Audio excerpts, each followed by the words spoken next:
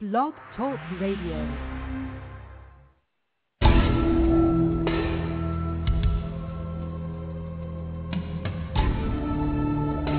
You are now listening to True Murder, the most shocking killers in true crime history, and the authors that have written about them.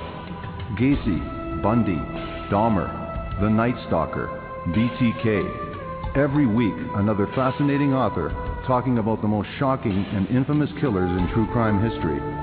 True Murder, with your host, journalist and author, Dan Zupansky.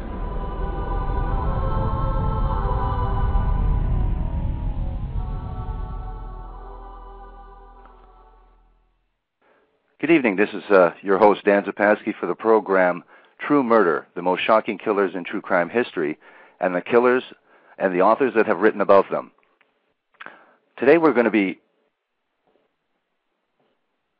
talking about a book called Descent into Hell, the true story of an altar boy, a cheerleader, and a twisted Texas murder. University of Texas college student Colton Pitonyak and his girlfriend, ex-cheerleader Jennifer Cave, lived in Austin. Bright, attractive, and from a good family, Colton, a former altar boy,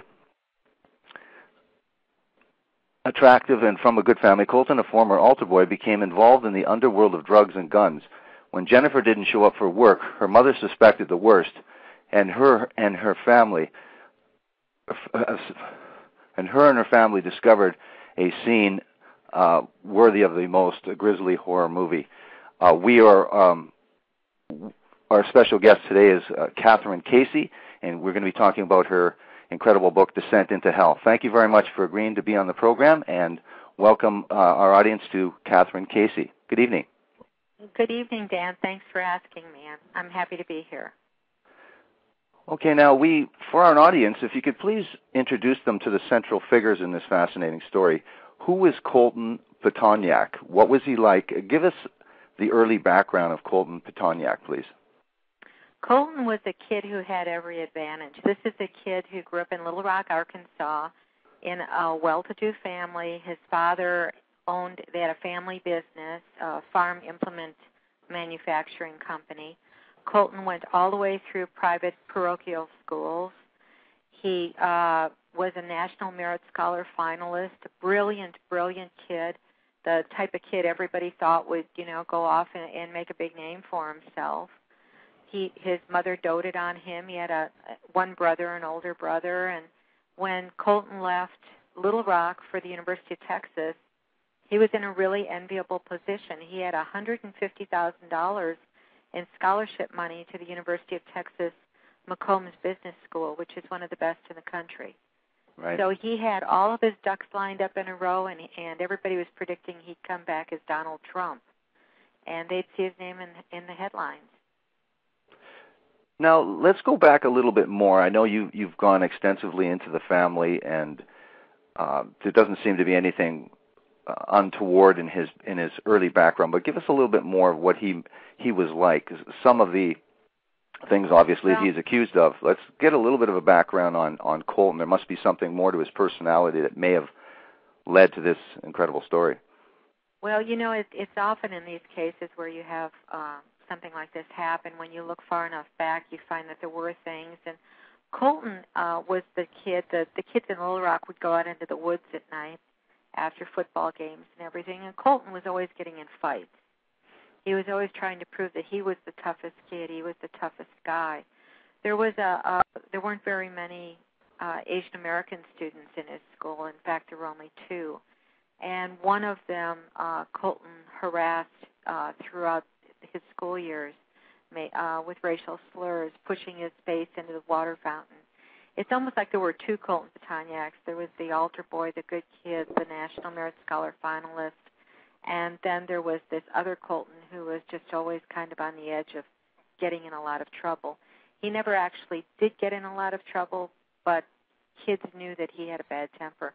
And they knew that when he was drinking and when he was smoking pot, he tended to act out.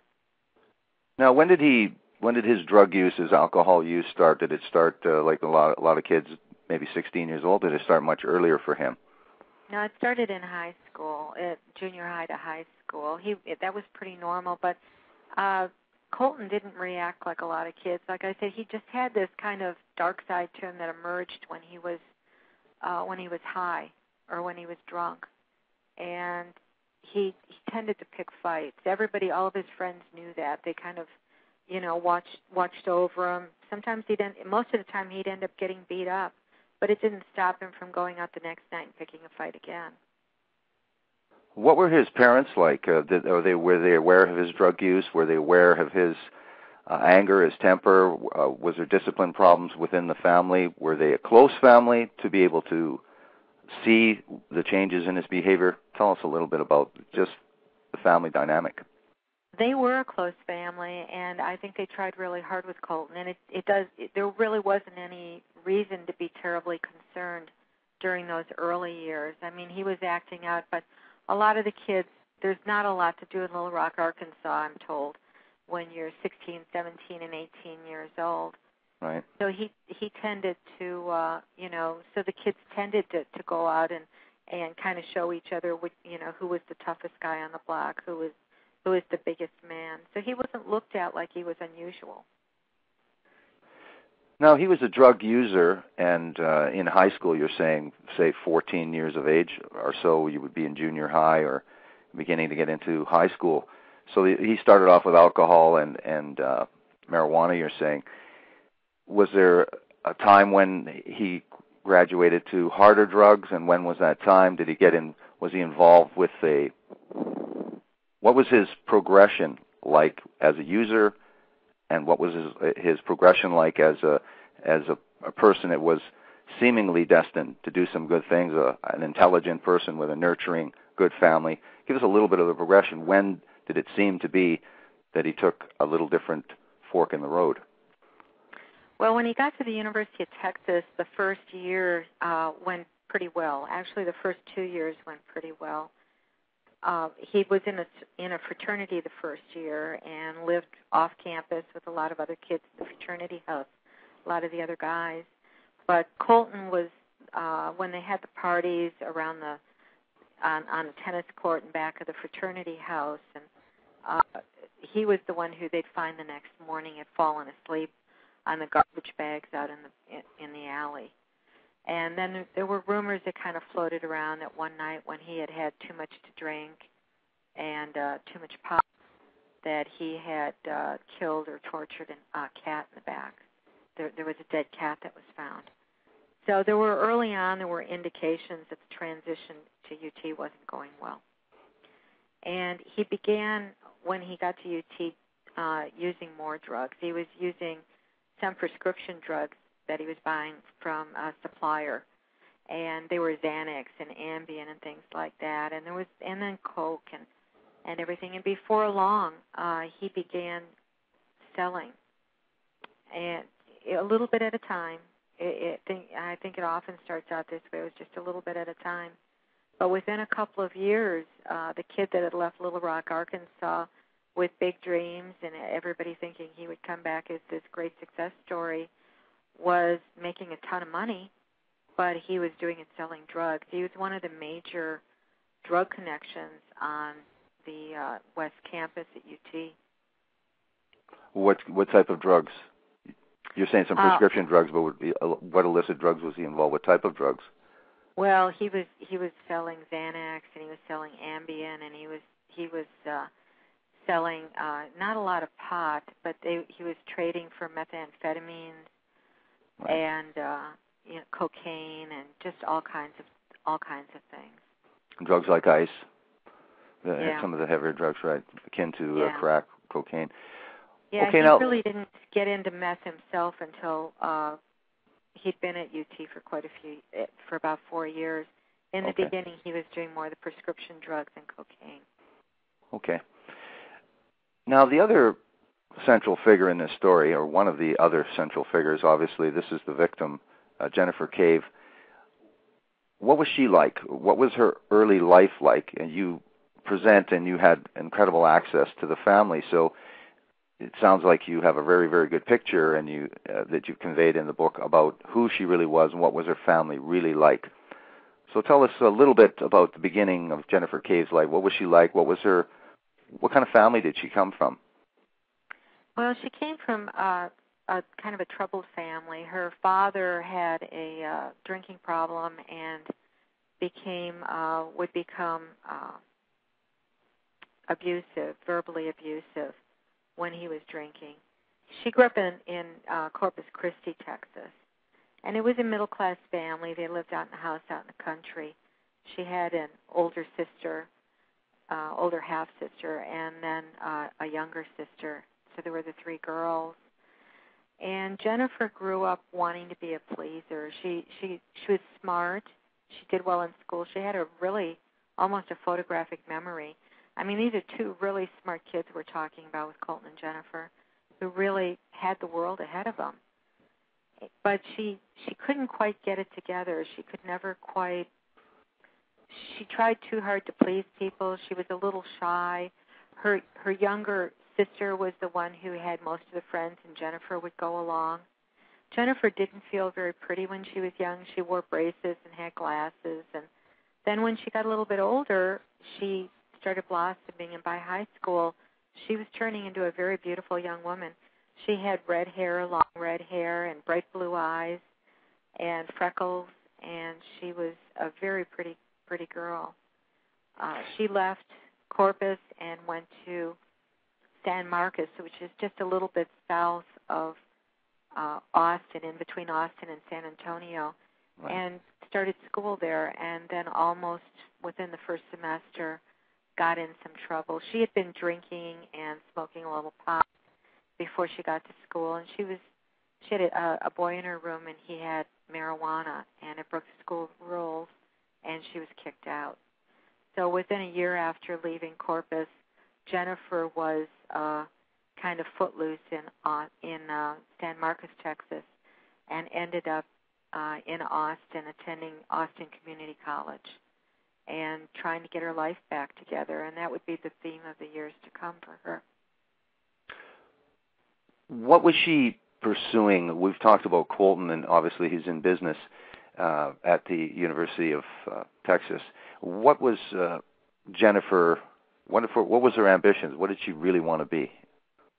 You know, I think that was actually, Dan, one of Jennifer's problems is she really didn't know what she wanted to be. She was one of those kids.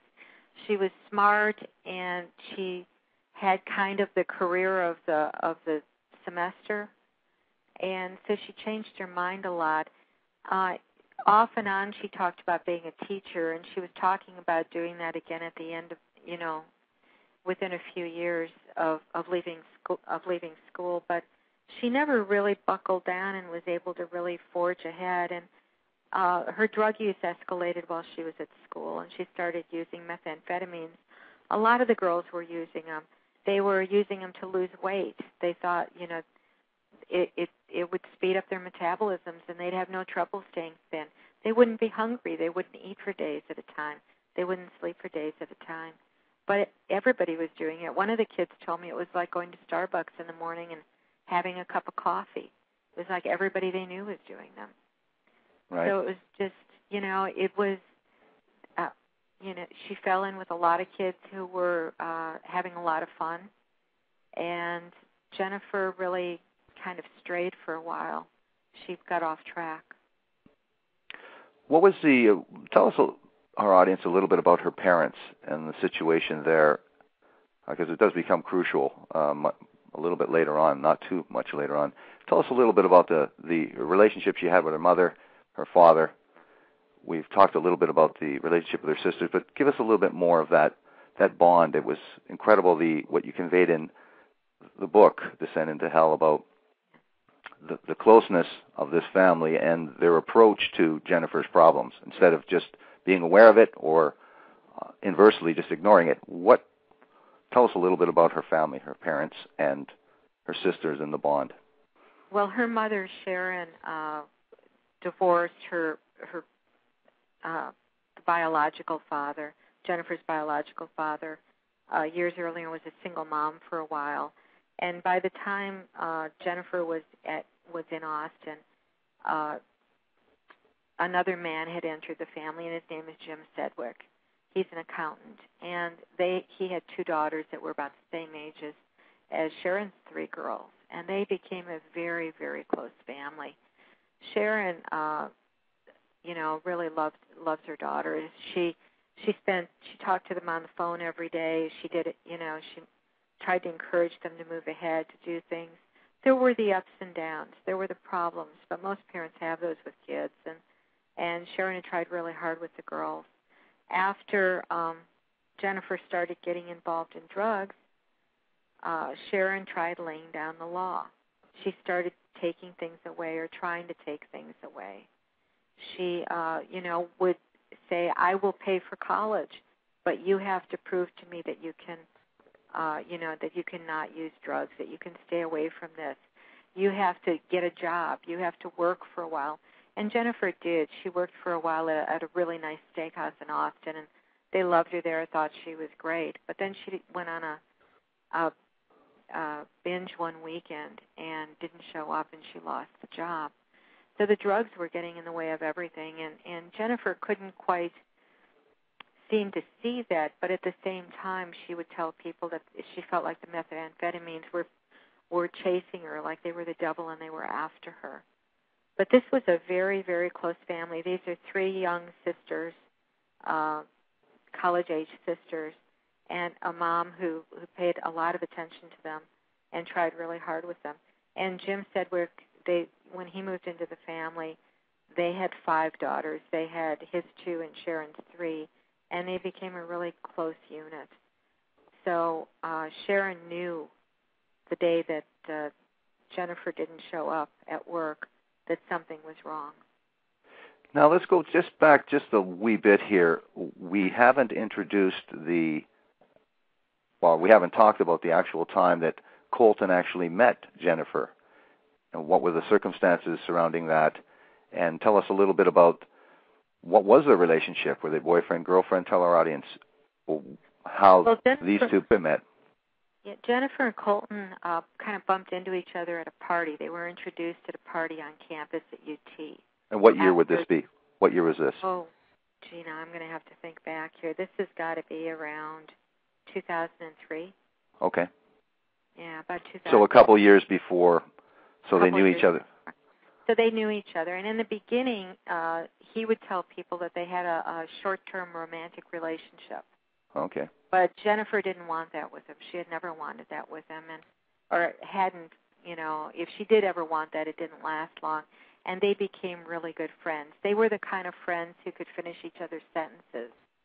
They were the kind of friends who, when they got high, would bounce around on the rug and pretend to be different animals and laugh and giggle and be silly together. They understood each other in a very strange way, and people were with them when they were places always felt like, they were kind of left out because Colton and Jennifer, had this attachment. At the same time, Colton was really bad for Jennifer because once Jennifer knew Colton, she didn't have to pay for drugs anymore. Right. So she could have anything she wanted. And when you're addicted to drugs, that's a really bad thing.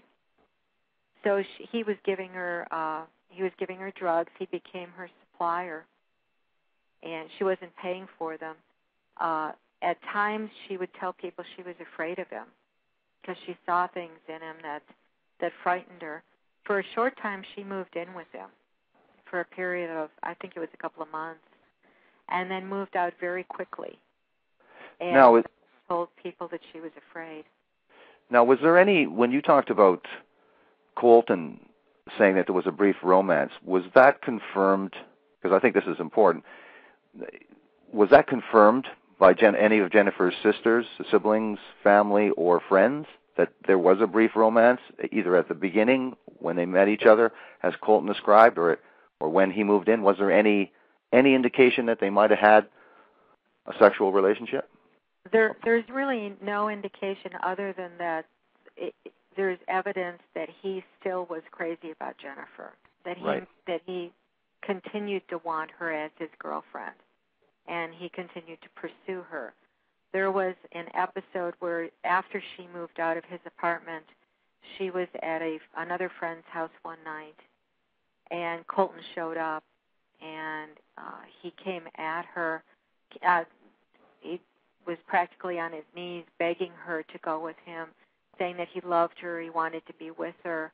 And when she turned him down and said, "No, I don't think of you that way," he actually came at her with a knife that night. Oh, jeez. Yeah, that's more than a warning sign. Now, at this time, they weren't boyfriend and girlfriend, but did Jennifer have someone in her life?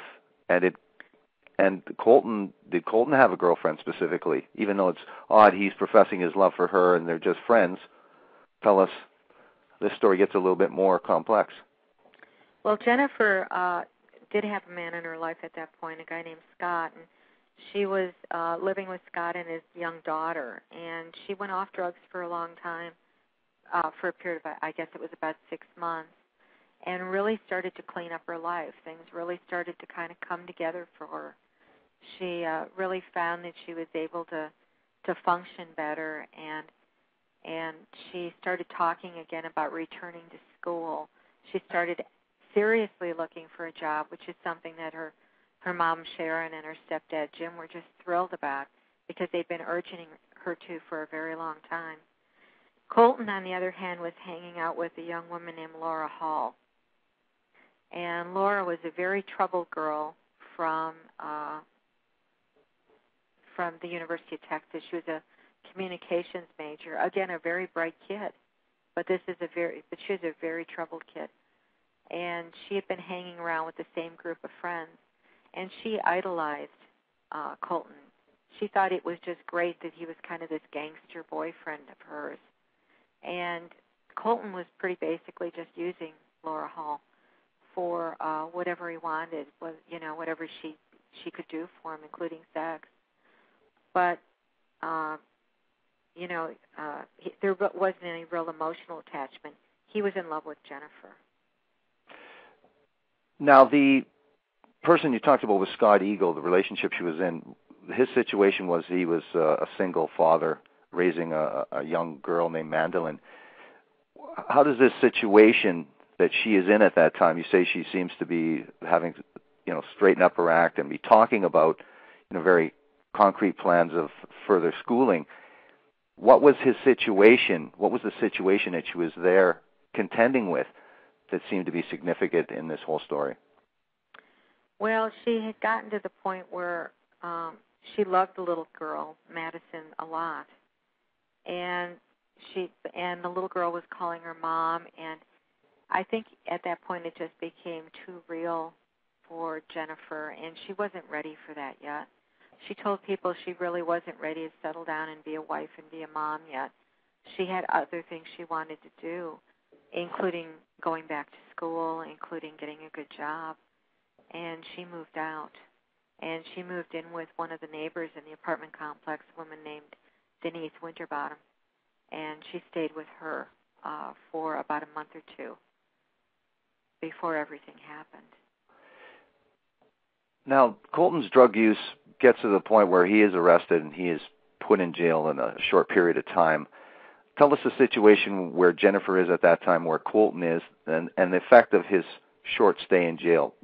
This didn't straighten anybody out. This didn't give any warning signs to, say, Jennifer's family? Well, that's true, Dan. At that point, when Colton went into jail, it was at that point that Jennifer was able to kind of clean up her life. It was that point the stream of drugs was cut off. The free drugs weren't there. And, nobody was handing them to her any longer. And Jennifer did turn her life around at that point. It was when Colton got out of jail again that the relationship between Jennifer and Scott started to get rocky. It was then that she moved out. She wasn't taking a lot of drugs, but she was starting to use a little bit of meth again. So things had gotten a little rockier. A lot of what was going on with Jennifer was really dependent on what was going on with Colton. Right. But she always professed her friendship, and also it said that she didn't really think she had anything to fear from him because she was such a good friend. You do mention it. Mm-hmm. Yeah, okay, just tell it, because there seems to be conflicting. She does say to some people when they do ask, well, aren't you really afraid of him? And she seems to say no with a certain amount of confidence.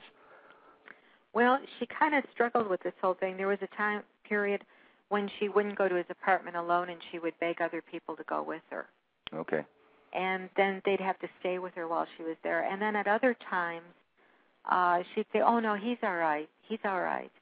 But then a couple of times she told people she was afraid of Colton, that she was afraid that one night something would happen. And it was never really clear. I think it's this way, actually, with a lot of people who are in these types of really tumultuous relationships. Kind of this love-hate thing is going on. It was never really hate with Colton, but kind of love-fear thing going on with him. Right. So, and Jennifer was very young. Remember, these are young kids. So, she was 20 at this point, just going on 21. So things were, pretty fluid for her. One week, she'd sound like she was really worried about Colton, and then a little bit down the road, she would say, "Oh no, he would never hurt me. I know he would never hurt me." Now we get to the point in the summer, mid-August, August 16th, and around this time, if it's not August 16th, it's the day before, Jennifer actually lands a job at a law firm. This is her second interview, and she goes in and she lands a job immediately. She's hired. It's a prestigious law firm, and this is August 16th. And tell us about that day, August 16th. What happens? She's usually, like you say, a very close family. She's in touch with her sisters, in touch with her mother. Tell our audience about the day, August 16th.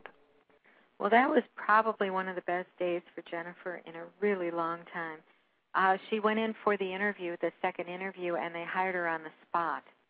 And they had a part-time position open that they'd hired her for. And after they asked her to come in and start working right away. So she went right to work that day. And after she had started there for a little while, they, worked for a couple of hours. They saw that she could really do quite a good job for them. So they asked her if she wanted the full-time position they had open instead, which included benefits and everything. And it was right around the corner from Austin Community College, which meant that she could work during the day and she could take classes in the evening. So she was very, very excited. She finished up that first day. She called her mom, Sharon, just gushing about how wonderful this was. And they talked about what Jennifer would wear to work the next day, and what classes Jennifer was going to sign up for at the community college. And she was just really on cloud nine. She stayed in that night, and she washed clothes, and she sat around with Denise and watched television. They watched a movie on the Lifetime Network, and then she told Denise she was going to bed. It was about 10 o'clock. And a little while later, Denise went to bed, and as far as she knew, that was it. What Denise didn't know was that afterward, after Jennifer had left to go to her room, she had talked with Colton, and she ended up going over to pick him up at his apartment. After she picked up Colton, they headed down to 6th Street. 6th Street in Austin is kind of it's the party part of town. It's where all the bars, the tattoo parlors, the shops are. It's where all the students go on Fridays and Saturday nights, and often during the week to hang out at the bars and have fun and drink. And the two of them spent the evening on 6th Street that night. And she was due to go to work the next morning. She was. She was supposed to go to work the next morning. And she talked to a guy she had dated she hadn't actually dated. She had just met this new guy, named Mike Rodriguez. And she talked to him a couple of times on the phone that night and said that she had to get home because she wanted to get ready for work the next day. As I said, she already had her outfit picked out to wear to work the next morning. What time was this? What time did she speak to Mike Rodriguez last? Well, she talked to him a few times. The last time was around 1 o'clock in the morning. And at that point, she said she was in a parking lot, and Colton was drunk and probably high, and he was walking around, he had lost his cell phone, and they were looking for it, and Colton was angry. And she could be heard talking to Colton in the background. And then she told Mike that she would call him when she got back to her apartment. And that was the last anybody heard from Jennifer. She never did call Mike that night. So now the next day, obviously, her employer is wondering, but the employer doesn't have a contact number for the family. What's the normal procedure that Jennifer would go through during the day? And this will lead to how people are alerted that she is missing or that they haven't heard from her. There's something amiss. That day, Denise woke up and went to the bedroom, and Jennifer wasn't there. And she had a strange feeling, not wondering what was going on, but then she thought, oh, well, she probably just left early, or she went out last night. So then when Jennifer didn't show up at the office that morning, they tried calling, but Denise had already left for work. So nobody answered the phone. So then they sent somebody over to pound on the door. Nobody answered. And that person left a note on the door saying that they were looking for Jennifer, that they wanted to hear from her. She had been so excited at work the day before, they couldn't imagine she wouldn't show up that second day. Right. So around 2 o'clock, 2:30 in the afternoon, when they still hadn't heard from her, they still hadn't been able to find Jennifer, the attorney that she was working for called her contact number for family, and that number was Sharon Caves. That was Jennifer's mom. Right. And got Sharon on the phone and said, Jennifer didn't show up at work today. She's not here. And Sharon, too, understood how excited Jennifer was about that job and how much she was looking forward to that second day. So she immediately knew that there was something wrong. So she started calling the Austin police. Did she call Jennifer's cell? She called Jennifer's cell phone, obviously, and didn't get any response. She got Jennifer's recorded message. That was. Would that be normal that she would not pick up? Well, what was the? Normally, people will not just call once; they might call a few times. Friggin', geez, this is unusual for a person to pick up. Would she be the kind of person that might not pick up her cell phone or screen her messages? What would she normally do? Well, she normally would have answered that phone, but she also normally, at times Jennifer would forget to recharge the cell phone. So Sharon's first thought was maybe something happened and she didn't charge the phone and the phone's dead. So then Sharon had the account. She was the one that was billed for that telephone every month. So she called the provider and asked them to check and see when the phone was last used.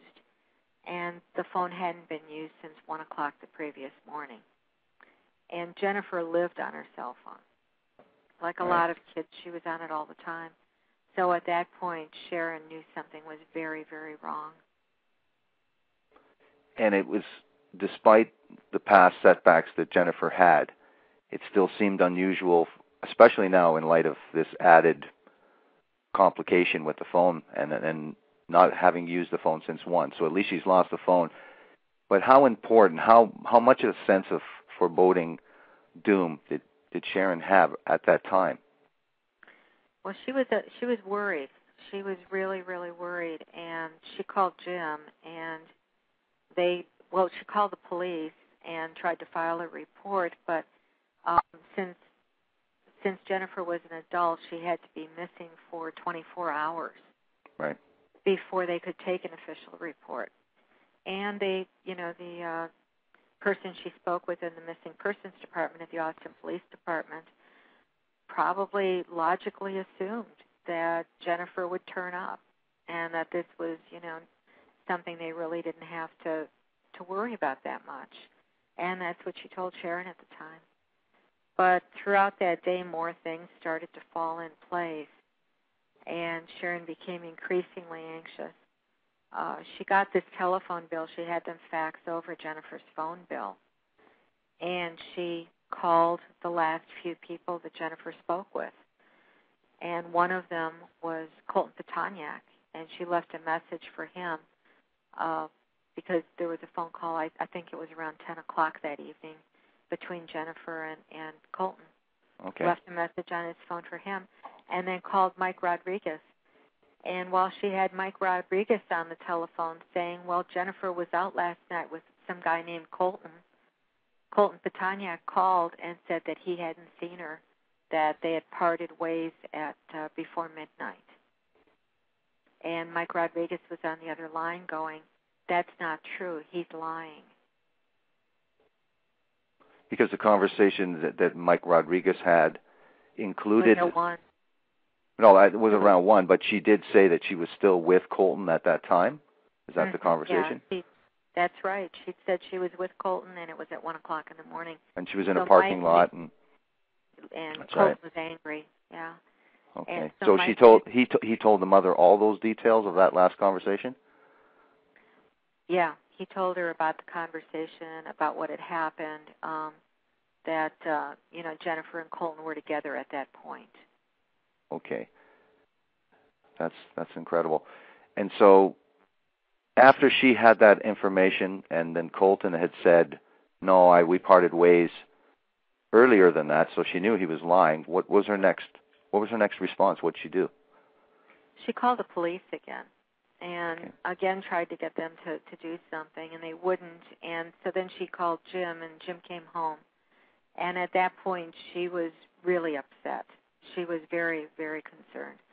And at one point, they were walking kind of in opposite directions in a hallway at the house, and he stopped and put his arms around her, and she looked up at him, and she said, this is really going to be bad, isn't it?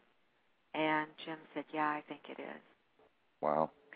So the next morning, they made arrangements to meet with a private investigator, and right after that, they headed for Austin. And how far a drive is that? It's about 3 hours. About 3 hours. About 3 hours, I believe, yeah. So it was just... Sorry, go ahead. No, that's okay. What were you? I was going to say it was just Jim and Sharon made the 3-hour trek.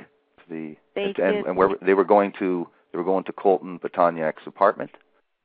Well, she kept asking the police to check Colton's apartment, and they kept saying that they really couldn't. There was no evidence of anything, even being wrong at that point. They called Vanessa, the oldest of the three girls, Sharon's oldest daughter. She lived up in Dallas, so she started down toward Austin, and Sharon and Jim started north from Corpus Christi to Austin, and they were planning to meet there at Jennifer's apartment. But then on the way, they got a phone call from the Austin Police Department saying that Jennifer's car had been found, and it was parked right across the street from Colton's apartment. Oh, okay. So Sharon asked the police again, to contact Colton to go inside and to go inside the apartment because no one was answering the door. But the police said they couldn't do that. They couldn't break in. So Sharon and Jim and Vanessa, coming from the opposite direction, all converged on Colton Pitonyak's apartment right off the West Campus at the University of Texas. Did they check her car at all for any type of evidence that might have answered some questions for them? They looked in the car first, and they went up to his apartment and pounded on the door, but nobody answered again. And Sharon had the feeling that she was in there, that Jennifer was in there, and they called the police again, and an officer came out and told them again that there was no evidence, no probable cause to go inside that apartment. Couldn't the police call? Excuse me. Couldn't the police call? And didn't the police at least call Colton Pitonyak? And weren't they willing at least to call him? Well, they did try calling him. They did try. I don't know actually that they called him. I think I misspoke there. I don't believe they had a phone number for him at that time. They didn't have a cell phone number for him. But they did leave they left a card on the door and asked him to call them. And they also left one on her car, on Jennifer's car. But when they couldn't get anywhere with the police, Jim and Sharon and Vanessa all left there and went to a hotel and checked in and stayed there for a while and then went back. And this time they called a locksmith and had the locksmith come out to try to get into the apartment. But he couldn't. There was some type of a security lock on, and they couldn't get in. He couldn't unlock it. So and was Sharon continuing to call to no avail Colton Pitonyak? Was she leaving subsequent messages? What was the situation there? Well, she had talked with him a couple of times. She had talked with him when he was on the phone when she was on the phone with Mike Rodriguez when she first learned that he was lying. And then she spoke with him again when he was, and he said, he told her not to bother him, that he was out having pizza with friends. Oh, so wow. They were less than helpful. From the apartment, they tried calling, or they did call, tried to find Colton's parents in Little Rock, ended up with an uncle instead, or I guess it was actually an aunt, one of Colton's aunts answered, and then ended up with Colton's parents. Colton's father called Sharon, called back, and his response was that, well, my wife tells me that Jennifer's the whole problem anyway. So they were less than helpful. Wow. So Sharon and Jim and Vanessa went back to Colton's apartment, and I believe they had one more police officer come out. They went through it again. He wouldn't go inside. He left. The locksmith they had come out came and left, and they were standing there staring at that apartment, I guess around 9:30, 10 o'clock at night, and wondering what to do. And then Sharon noticed that there was a little piece of glass missing. Well, it wasn't missing, it was cracked, and it was right above the sliding lock on one of the windows. And she started picking at it with her fingernail. And when it didn't move, she sent Vanessa down to get an earpiece from her sunglasses, and she used that and worked on it until she got the glass to fall out, and they swung the lock open. And Sharon was going to go inside. She was convinced that Jennifer was in there. Her car had been right out on the street, was still out on the street, and she was convinced that her daughter was inside, and she thought that she might need help. She could be tied up, be unable to call out for help, could be hurt. Jim wouldn't let her go in, so Jim opened the window and slipped into the apartment. It was dark in there, and shortly after they opened the window, there was this awful, awful odor of death that kind of came toward them. And Jim made his way in the darkness, walking through. The apartment was strewn. It was just chaos. There were things laying all over the place. Bags and clothing and just stuff all over. It was just, it looked as if someone had opened every drawer and every closet and thrown everything around, except for the kitchen. The kitchen was clean. Now he went through the apartment, so he went through and saw some things strewn around in the living room. Where was Jennifer found? And along the way, was there any blood? Did it look like a scene of a struggle? He couldn't tell if there'd been a struggle or not. It was just such a mess. It appeared there may have been a struggle in the apartment. And he made his way down a long hall and started opening doors. And the first door led to a closet, and then off to the right there was like a vanity area with a sink. And then he opened up a door which turned out to be to the bathroom, and his senses were just assaulted by the smell of death. And he made his way in and turned on a light and saw just an absolutely horrific sight. Now, for our audience, we don't have a squeamish crowd here. This is important, and it's not just gratuitous, so it's certainly important, the state of the body to a certain degree. So tell us in the more technical terms, I guess, if you'd like, what exactly he found there. Well, what he could see at that point was a torso and legs, and there was a carpet over from the neck up, and the arms and hands were hidden. The arms were hidden. There were a couple of big garbage bags on the floor, and there was a saw sitting on the chest of the corpse. A hacksaw? Yeah, a small hacksaw. And he recognized Jennifer's feet. They had freckles on them. They used to kid her about the freckles on the top of her feet, so he knew it was her. So he went running from the apartment, screaming to call 911.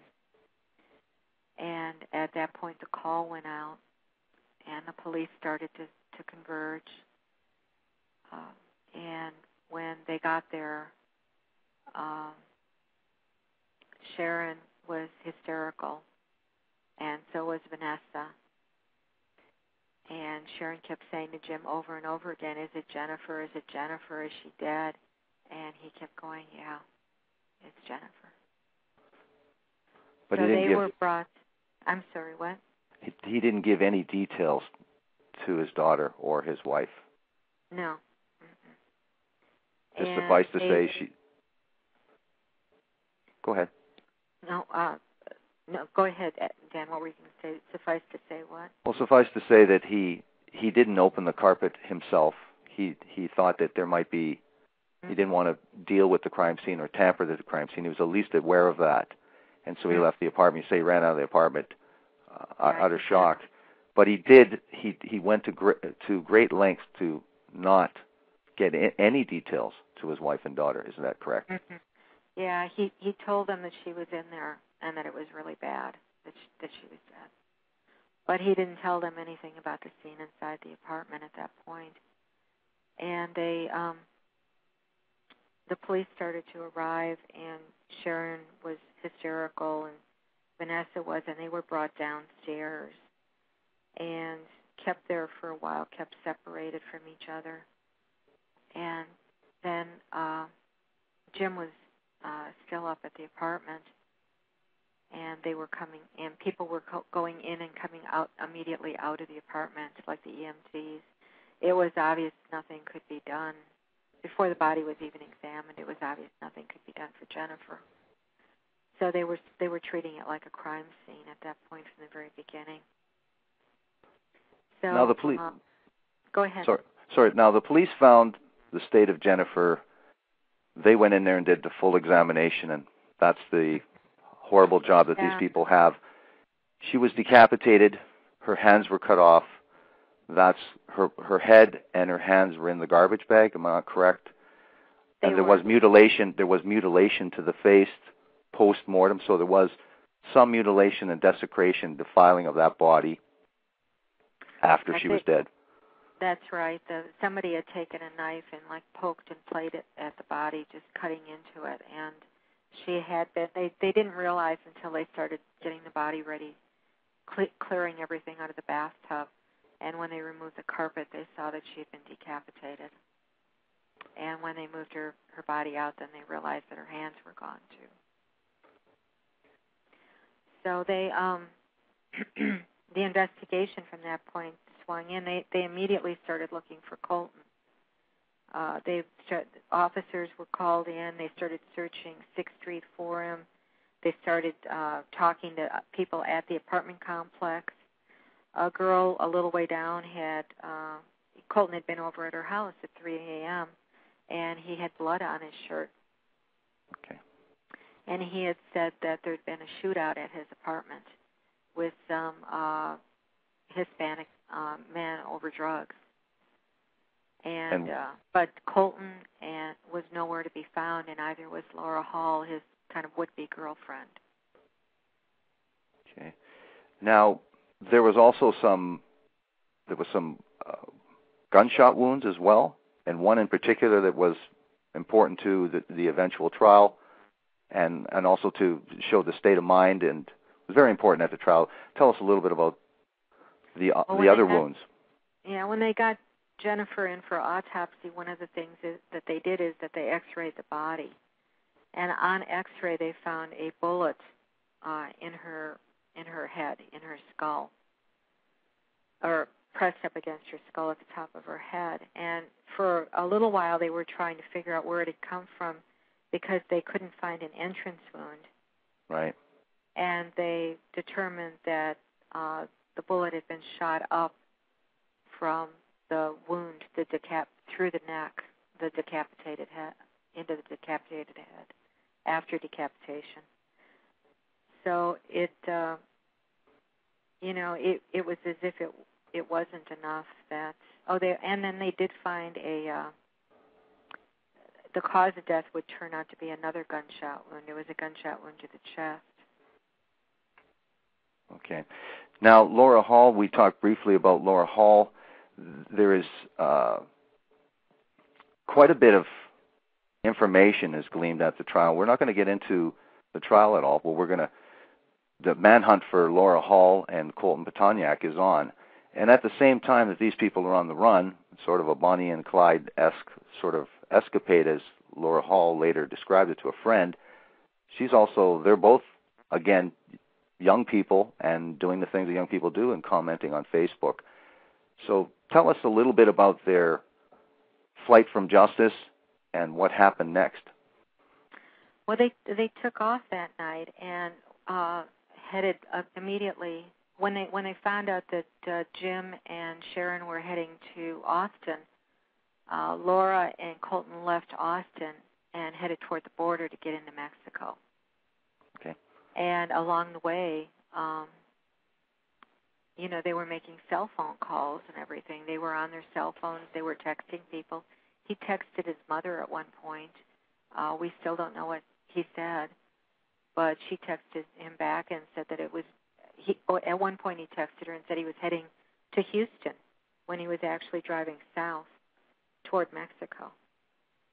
So they took off and left, to hide, and went across the border into Piedras Negras, Mexico, and got a room they first tried to drive farther into the interior of Mexico. They were turned back, and they ended up in a hotel in Piedras Negras.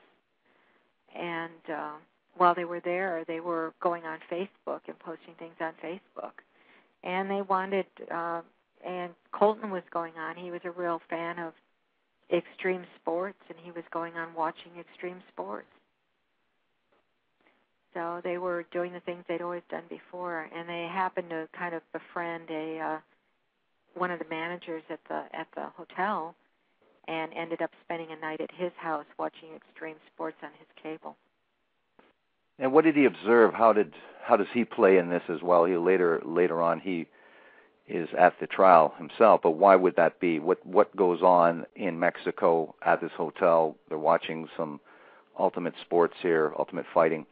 Tell us what happens. Well, it turned out that he was really pretty important to this as this case was brought together, because he was someone who was able to see the state of mind of the two of them at that time.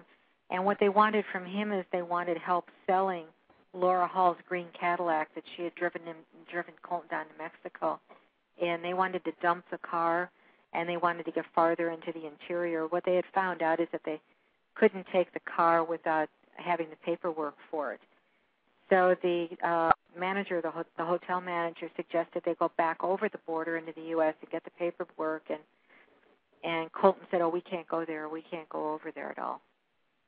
And then after they'd been there a short time, they were drunk.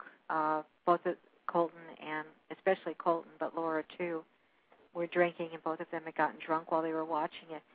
And Colton started to get paranoid, and at one point acted very threatening toward the manager. And the manager started to be worried for his own life, and so he at one point took a picture. Colton had gotten drunk, and he fell into the playpen that the manager's kids played in, right. This little play yard thing, and he snapped a picture of the two of them smiling and laughing. This is 2 or 3 days after Jennifer's murder.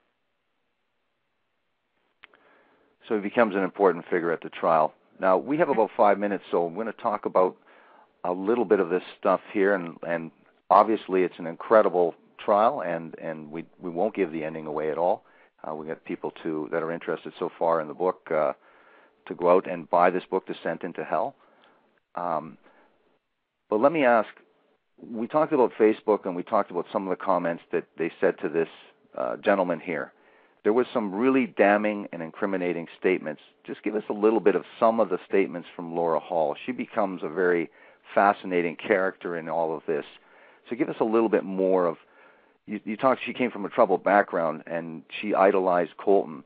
But some of her comments, and again, obviously, we won't get into the entire trial, but give us some of the comments to reveal basically the side of her personality that is conveyed in the eventual trial.